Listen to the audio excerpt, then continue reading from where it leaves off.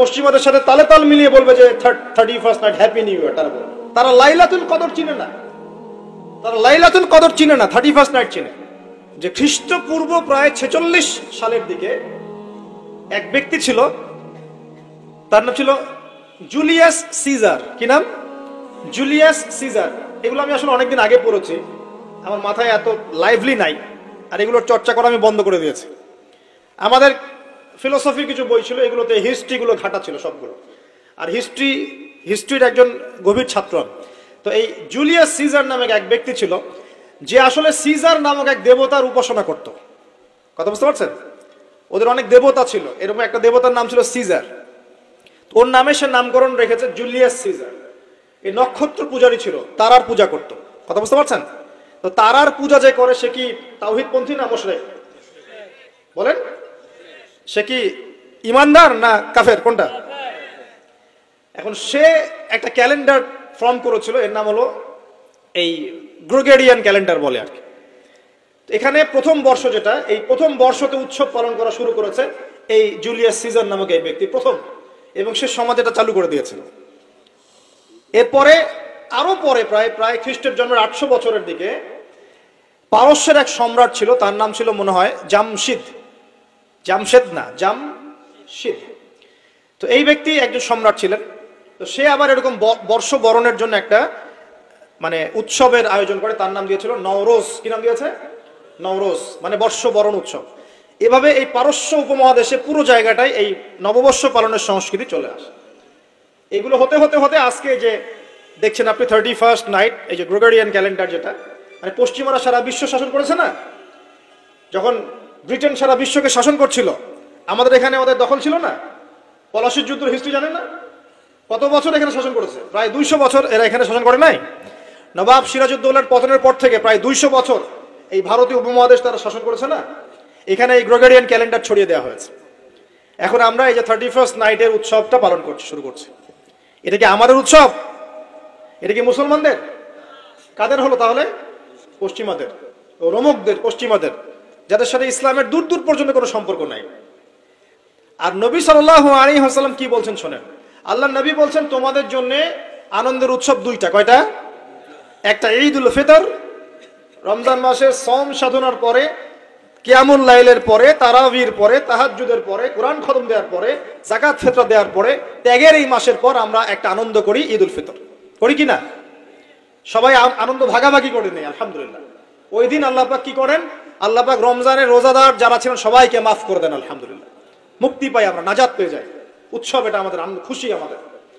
আরেকটা হচ্ছে ঈদুল আজহা, যখন ওই যে ইসমাইল আলাইহিস সালামকে যে কুরবানি করার মহান স্মৃতি, সেই স্মৃতিকে স্মরণ করে আমরা ইব্রাহিমী চেতনায় আবার কি করি? ঈদুল আজহার এই পশু কুরবানির মধ্য দিয়ে নিজের পশুত্বকে কুরবানি দেই, আল্লাহর সামনে আমরা আত্মসমর্পণ করি। করি কিনা? এই দুইটা হচ্ছে আমাদের উৎসব।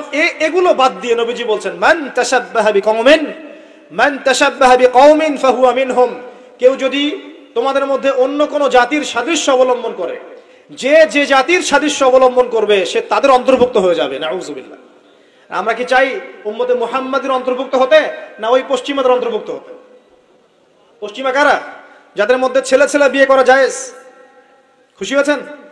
পশ্চিমা কারা? যাদের মধ্যে ছেলে ছেলে বিয়ে জায়েজ, মেয়ে মেয়ে বিয়ে জায়েজ, পর্নোগ্রাফি সবাই করতে পারে, দেখতেও পারে, মদ পান করা জায়েজ, পরকালের কোনো কনসেপ্ট নাই ওদের, লা ইলাহা ইল্লাল্লাহ কোনো কালিমা নাই, মুহাম্মদুর রাসূলুল্লাহ তারা বিশ্বাস করে না। এমনকি তারা বলছে, কয়দিন আগে বললো মেরি ক্রিসমাস, বলেছে না? যে ব্যক্তি বলেছে মেরি ক্রিসমাস 25শে ডিসেম্বরে, সে ওই দিন স্বীকার করে নিয়েছে যে 25শে ডিসেম্বর আল্লাহ পাক ঈসা আলাইহিস সালামকে জন্ম দিয়েছেন। নাউযুবিল্লাহ। কথা মানে বুঝতে পারছেন না? যখনই আপনি এটা পালন করেছেন, তার মানে ওই দিন আপনি স্বীকার করেছেন যে ওই দিন আল্লাহ পাক ঈসা ইবনে মারইয়াম, আল্লাহর পুত্র, নাউযুবিল্লাহ, তাকে তিনি জন্ম দিয়েছেন। এটা স্বীকার করেছেন আপনারা, করছেন না? ওই সভ্যতা এর অন্তর্ভুক্ত আপনি হতে চান? ওদের সাথে হাসর করতে চান, নাকি নবী সাল্লাল্লাহু আলাইহি ওয়াসাল্লামের সাথে করতে চান? বলেন। এটা আপনাকে বেছে নিতেই হবে। আপনি মুসলমান হয়ে এটা করতে পারবেন না। ইসলাম এই নামকা ওয়াস্তে পালন করতে পারবেন না। পালন করলে পরিপূর্ণ পালন করতে হবে। উদখুলু ফিস সিলমি কাফা। তোমরা পরিপূর্ণ রূপে দিনে প্রবেশ করো। তোমরা পরিপূর্ণ রূপে দিনে প্রবেশ করো। নামাজও পড়বো, সুদও খাবো, এদিকে যাকাত দিব, আবার এদিকে আমি ঘুষও নিব, এদিকে আমি হজ উমরাও করব, আবার এইসব পশ্চিমা সংস্কৃতি ধারণ করব, মাদক খাবো, সুদ খাবো, জেনা করবো, ফ্রি মিক্সিং করবো, এইসব মানে হযবরল ইসলাম পালন করে এই যুগে চলবে না। পরিপূর্ণ ইসলাম পালন করতে হবে। আল্লাহ পাক তৌফিক দান করুন। পরিপূর্ণ ইসলাম পালন করতে গেলে কি আমরা এই উৎসব পালন করতে পারবো? এক নাম্বার দেখালাম যেটা ওই জুলিয়াস সিজারের চালু করা এটা পদ্ধতি, নওরোজ যেটা ওই জামশিদের চালু করা পদ্ধতি। আর আমরা মুসলমান হয়ে কিভাবে আমরা অগ্নি পূজারীদের, পশ্চিমাদের এবং ইহুদি নাসারাদের সংস্কৃতি কেমন করে ফলো করতে পারি? আমরা কি সম্ভব? আর নবী যখন বলে দিচ্ছেন মান তাশাব্বাহা বিকওমিন ফাহুয়া মিনহুম, যে যে জাতির সাদৃশ্য অবলম্বন করবে সে তাদের অন্তর্ভুক্ত হয়ে যাবে, তাদের সাথে হাসর হবে। আমি কি তাদের সাথে হাসর চাই নাকি নবীর সাথে হাসর চাই? এবার আল্লাহ পাক কি বলছেন সেটাও শুনে নেন, তারপরে সামনে যাই। খুব গৌর করে শোনেন। আল্লাহ পাক সূরা মাঈদার 51 নম্বর আয়াতে বলছেন। কত নম্বর আয়াত বলেন? কোন সূরা? সূরা মাঈদার কত নম্বর আয়াত? আয়াতটা ভালো করে হজম করেন। আল্লাহ পাক বলছেন ইয়া আইয়ুহাল্লাযীনা আমানু, হে মুমিনগণ। মুমিন কারা? আমরা মুমিন না? আমরা আল্লাহ বিশ্বাস করি না? ফেরেশতায় বিশ্বাস করি না? আসমানে কিতাবে বিশ্বাস করি না? নবী রাসূলে বিশ্বাস করি কিনা? আমরা পরকালে বিশ্বাস করি? আমরা কি ভাগ্যের ভালো মন্দ বিশ্বাস করি? আলহামদুলিল্লাহ আমরা মুমিন ইনশাআল্লাহ। বলেন আলহামদুলিল্লাহ। এই মুমিনদেরকে আল্লাহ পাক বলছেন ইয়া আইয়ুহাল্লাযীনা আমানু, হে মুমিনগণ, লা তাত্তাখিযুল ইয়াহুদা ওয়ান নাসারা আউলিয়া, তোমরা ইহুদ এবং নাসারাদেরকে বন্ধু রূপে গ্রহণ করো না। বা'দুহুম আউলিয়াউ বা'দ, তারা একে অপরের বন্ধু।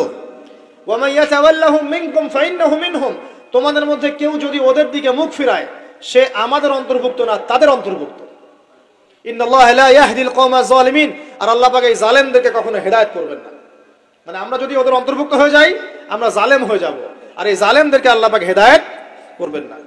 আল্লাহ পাক সূরা বাকারা আরো বলেছেন ওয়ালান তারদা আনকাল ইয়াহুদ ওয়ালান নাসারা হাত্তা তাত্তাবিআ মিল্লাতাহুম, হে নবী তোমার উপরে ইহুদের লোকজন এবং খ্রিস্টানরা কখনোই সন্তুষ্ট হবে না, কখনোই সন্তুষ্ট হবে না যতক্ষণ তুমি তাদের ধর্ম মিল্লাত গ্রহণ না করছো। আপনি ওদের সাথে তালে তাল মিলিয়ে নাচ গান করেন, তারা আপনার উপর সন্তুষ্ট হয়ে যাবে। আর আপনি যখন ওদের উপর তালে তাল মিলাবেন না, লা ইলাহা ইল্লাল্লাহ মুহাম্মাদুর রাসূলুল্লাহ থাকবেন, ওরা আপনার উপর সন্তুষ্ট হবে না। আমরা কি দুনিয়াতে ওদের সন্তুষ্টি চাই না আল্লাহর সন্তুষ্টি চাই? যদি আল্লাহর সন্তুষ্টি চাই, নবীর সাথে হাসর করতে চাই, কোন মুসলমান যুবক যুবতী আগামী এই নোংরা অপসংস্কৃতিতে গায়ে গা ভাসাবে না। এই দিনে কোনো কনসার্ট চলবে না, এই দিনে কোনো বেহায়াপনা হবে না, এই দিনকে কেন্দ্র করে কোনো রকমের এই পিকনিক বা ঢাকঢোল পিটানো আর এই যে তোমাদের সাউন্ড বক্সে গান বাজানো কোনো কিছু চলবে না ইনশাআল্লাহ। পারা যাবে? মনে রাখবে এই কাজটা ছোট নয়, করার মধ্য দিয়ে আপনি কুফর করছেন। কুফর, আপনি আল্লাহর নবীর হাদিসকে অস্বীকার করছেন, আল্লাহর কোরআনের আয়াতকে অস্বীকার করছেন, আপনি আল্লাহর দুশমনদের সাথে খুশি পালন করছেন। সুবহানাল্লাহ। আল্লাহর যে দুশমনরা সারা বিশ্বে মুসলিমদের উপর নির্যাতনের স্টিম রোলার চালাচ্ছে, ওদের সাথে তালে তাল মিলিয়ে আপনি বলছেন হ্যাপি নিউ ইয়ার, মাশাআল্লাহ, আস্তাগফিরুল্লাহ, তওবা আস্তাগফিরুল্লাহ, আল্লাহ পাক মাফ করুন। এবার দেখেন এটা কি আমাদের দেশেরও সংস্কৃতি? এই জিনিসটা কি আমাদের দেশের সংস্কৃতি? বাঙালি ভাষা, বাঙালি জাতি, বাংলা ভাষা আমাদের প্রাণের যে ভাষা এবং দেশ এবং মাতৃভূমি, এদের সাথেও কি এটা সম্পৃক্ত? এদের সাথেও কি এটা যোগসূত্র আছে? এটা ধার করা সংস্কৃতি, কথা ঠিক কিনা? তো ধার করা সংস্কৃতির চর্চা আমরা বাংলার মাটিতে কেন করব? আমাদের বাংলা সংস্কৃতি নাই? আমরা বাঙালি না? আমাদের ভাষা নাই? আমরা ভাষা নিয়ে গর্বিত না? কেন আমরা আমাদের ভাষায়, আমাদের দেশে, আমাদের জমিতে অন্যের সংস্কৃতি এনে ওইসব ভাষার গান আমরা কেন চালু করব? ওইসব ভাষায় আমরা ঢাকঢোল কেন পিটাবো? আমাদের নিজস্ব সংস্কৃতি নাই? আছে কি নাই? এবার আসেন আরেকটা পয়েন্ট দিয়ে শেষ করি এই লেকচারটা। সেটা হলো একটা বছর যে চলে গেল, একটু মনোযোগ দাও এদিকে। একটা বছর যে চলে গেল, এক বছর চলে যাওয়াতে কি আমার খুশি হওয়া উচিত না কষ্ট পাওয়া উচিত? মনে করেন আপনার 60 বছর হায়াত আছে বা আমার 60 বছর হায়াত আছে, কথার কথা বলছি। এখন এক একটা বছর যে চলে যাচ্ছে, আমি কি মৃত্যুর দিকে একটু একটু করে আগাচ্ছি না? আপনি আগাচ্ছেন না? কি ভাই কথা বলেন, আগাচ্ছে কি না? তাহলে আমরা একটা বছর চলে যাচ্ছে মানে কি আমরা একটা একটা করে ধাপ আগাচ্ছি কবরের দিকে। এখন আমার জীবন থেকে 2022 সালটা চলে গেল, তার মানে এক বছরে আমি কতটুকু নামাজ পড়লাম, কতটুকু রোজা রাখলাম, কতটুকু তাসবিহ তাহলিল করলাম, কতটুকু দাওয়াতি কাজ করলাম, দিনের জন্য কতটুকু কি করলাম, এইটা ফিকির করা উচিত না আমার? আমার জীবন থেকে একটা বছর চলে গেল মানে আমি কবরের দিকে এক ধাপ এগিয়ে গেলাম। এখন এগিয়ে যাওয়ার খুশিতে আপনি আজকে উৎসব পালন করছেন। আস্তাগফিরুল্লাহ, কি বুদ্ধি মাথায় দেখেন। জীবন থেকে একটা বছর হায়াত কেটে পড়ে গেল, এটাতে সে খুশি হয়েছে এবং খুশি হয়ে সে উৎসব পালন করছে, কনসার্ট করছে, ঢাকঢোল পিটাচ্ছে এবং পিকনিক করছে। কত বুদ্ধি মাথায়! মৃত্যু কাছাকাছি আসলে কি মানুষ খুশি হয় না কষ্ট পায়? মৃত্যু কাছাকাছি আসলে মানুষ কি খুশি হবে নাকি আরো চিন্তা করবে, হায় আফসোস, 1 বছর যদি আরো ভালো কাজ করতে পারতাম আরো ভালো হতো? কোনটা বলেন? আফসোস হবে না? অবশ্যই হবে। হ্যাঁ, তার মানে এখন আপনি যদি কিছু করতেই চান, এই 31st নাইটে যদি আপনি কিছু করতেই চান, তাহলে আমি বলবো, আমার পরামর্শ, সুন্দর করে ওযু করে আইসা আপনাকে জায়নামাজে দাঁড়াতে হবে। দাঁড়ায় 2 রাকাত নামাজ পড়ে চিন্তা করবেন, আল্লাহ 1 বছর যে চলে গেল, আমি এই গত বছরে কি করলাম, দিনের জন্য কি করলাম, দুনিয়ার জন্য কি করলাম, পরিবারের জন্য কি করলাম, কতটুকু জ্ঞান অর্জন করলাম, কয়টা কোরআনের আয়াত শিখেছি 1 বছরে, কয়টা হাদিস শিখলাম, কয় ওয়াক্ত নামাজ ঠিক মতো পড়লাম, রমজানের সম রেখেছিলাম কিনা, দান সদকা করেছিলাম কিনা, সৎ কাজে আদেশ করেছিলাম কিনা, অসৎ কাজে নিষেধ করেছিলাম কিনা, এই ফিকির করতে পারেন আপনি বসে বসে। যদি করতেই হয় কিছু, তাহলে এটা করতে হবে। অন্য কিছু করার সুযোগ আছে? উচিত হবে?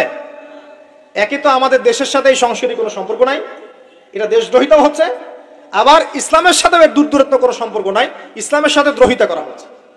তাহলে বলেন, আমরা যদি আল্লাহ এবং তার রাসূলের সন্তুষ্টি চাই, তাহলে আমরা কি আল্লাহ এবং তার রাসূলের শত্রুদের সংস্কৃতি গ্রহণ করতে পারি?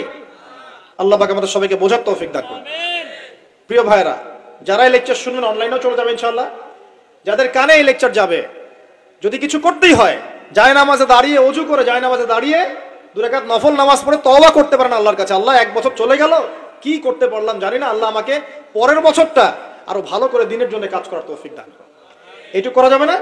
যদি করতে চান এতটুকু করেন, এর বাইরে কিছু করতে যান না। আল্লাহ পাক বোঝার তৌফিক দান করুন।